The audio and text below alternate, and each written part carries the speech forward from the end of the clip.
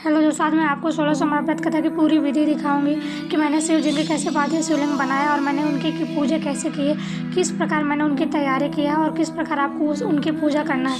अगर आप भी 16 सोमवार का व्रत स्टार्ट कर रहे हैं या करने जा रहे हैं तो इस वीडियो को लास्ट तक ज़रूर देखिएगा। आप मुझे बताएं, मैं कौन से महीने से 16 सोमवार के व्रत प्रारंभ करूं, उसका विधान क्या देखा? कहा भगवान वर्णन करे,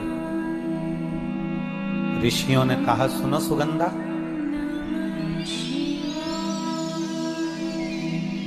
ये 16 सोमवार का व्रत कोई साधारण नहीं है। सुगंधा, संतान की प्राप्ति के लिए अगर 16 सोमवार का व्रत उठाया जाता है तो श्रावण के पहले सोमवार से उठाया जाता है। कब से उठाना चाहिए? श्रावण का पहला सोमवार। सुनो सुगंधा, यदि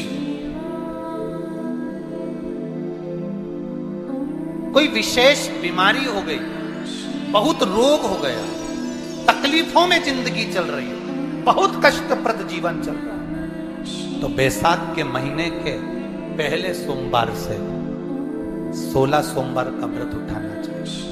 और सुनो सुगंधा, उत्तम वर, उत्तम घर, व्यापार, व्यवसाय, नौकरी, पद, प्रतिष्ठा,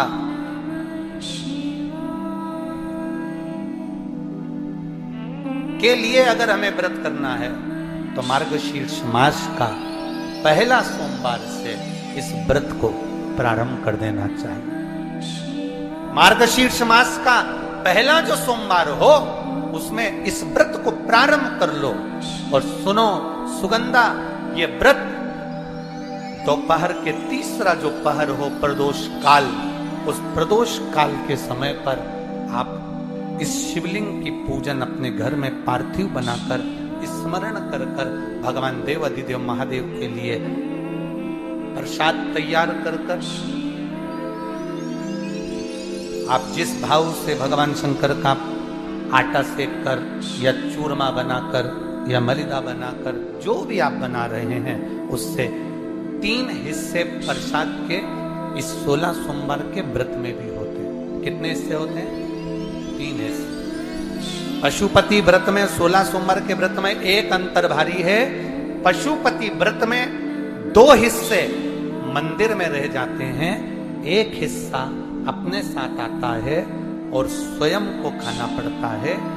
पर 16 सोमवार के व्रत में यह भाव है, एक हिस्सा भोलेनाथ का रहता है, दूसरा हिस्सा भक्तों के लिए, शिव भक्तों के लिए रहता है, और तीसरा हिस्सा आपके लिए रहता है। यदि पूरा ना पा सकें तो दूसरे को भी आपके हिस्से का प्रसाद दे सकते हैं, प्रदान कर सकते। अब आ जाओ, बड़ा सुंदर प्रसंग।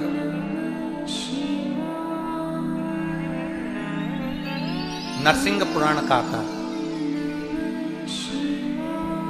एक बड़ा सुंदर प्रसंग आया।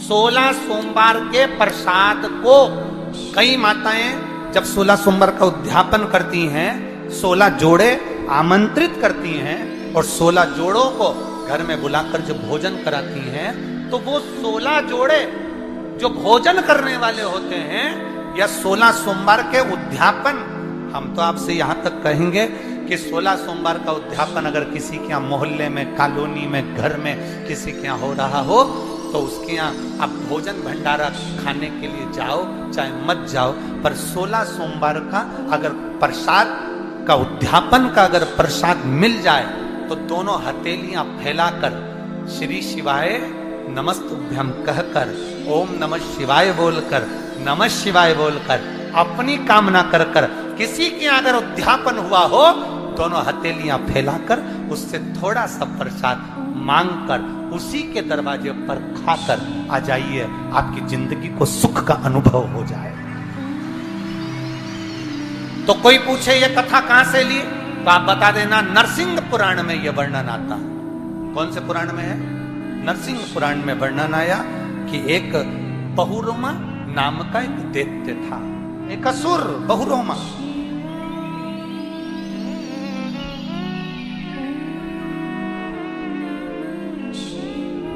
एक बार बहुरोमा नामक का ये दैत्य या असुर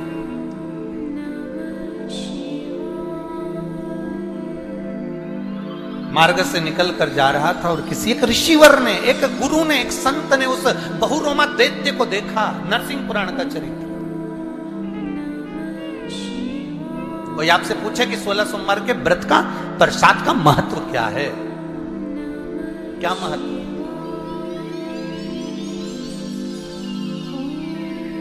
बहुत ध्यान देना, यहां पे माताएं पशुपति व्रत करती हैं। पशुपति व्रत अगर आप लोग करते हैं तो उसके 2 हिस्से मंदिर में छूटते हैं प्रसाद के। बोलो री जी हाँ, सही है। मंदिर में आप जो प्रसाद के 2 हिस्से छोड़कर आती हो, बहुत सारी माताएं व्रत करती है और वहां प्रसाद के हिस्से रखे रहते हैं। मंदिर का पुजारी हो, मंदिर के पंडित जी हो, या मंदिर की कोई नारी, कोई पुरुष, कोई बच्चा, कोई बड़ा, उस प्रसाद को एकत्रित कर लेता है और उस प्रसाद को जो भक्त लोग दर्शन करने आते हैं, जिनका पशुपति व्रत नहीं रहता, या जो दर्शन करने आए, या गांव के बच्चे हों, नगर के बच्चे हों, कॉलोनी के बच्चे हों, उनको वो प्रसाद जो वितरण किया जाता है, शिव महापुराण की कथा कहती है, हजारों हजारों अश्वमेध यज्ञ का जो फल प्राप्त होता है, वो मात्र वो प्रसाद के वितरण से और उसके पाने से प्राप्त हो जाता है। दोस्तों, अगर आप शिव जी की सच्चे दिल से कृपा चाहते हैं, तो अगर आपने अभी भी 16 सोमवार का व्रत स्टार्ट नहीं किया है और अगर आप करना चाहते हो तो इस व्रत को स्टार्ट कर सकते हैं। अभी सावन सोमवार चल रहा है, मतलब सावन का महीना चल रहा है, आप इसे किसी भी महीने से स्टार्ट कर सकते हैं। अगर आपकी कोई भी मनोकामना हो या कोई भी इच्छा हो या फिर आपकी नौकरी में दिक्कत आ रही हो, तो आप इसे व्रत को स्टार्ट कर सकते हैं। ये व्रत बहुत ही फलदायी होता है और इसे आप पूर्ण रूप से, पूरे मन से, पूरे श्रद्धा से आप इसे कर सकते हैं। अब मैं दोस्तों इसमें मेरी आरती करने की तैयारी हो चुकी है। मैंने आरती का जो दीपक है वो मैंने जला लिया है और मैंने इसे गंगा जल से स्नान करवा के इसमें मैंने टीका बंधन भी किया है।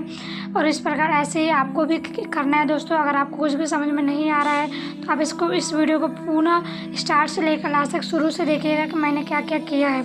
ये वीडियो आपको बहुत ही फलदायी होगा दोस्तों। मतलब आपको जो भी समझ में नहीं आता मुझे पूछ सकते कमेंट में। अगर आप महादेव के सच्चे दिल से चाहते हैं कि उनकी कृपा पर बनी रहे तो कमेंट में हर हर महादेव लिखें और इस चैनल को सब्सक्राइब करना बिल्कुल ना भूलें। हर हर महादेव।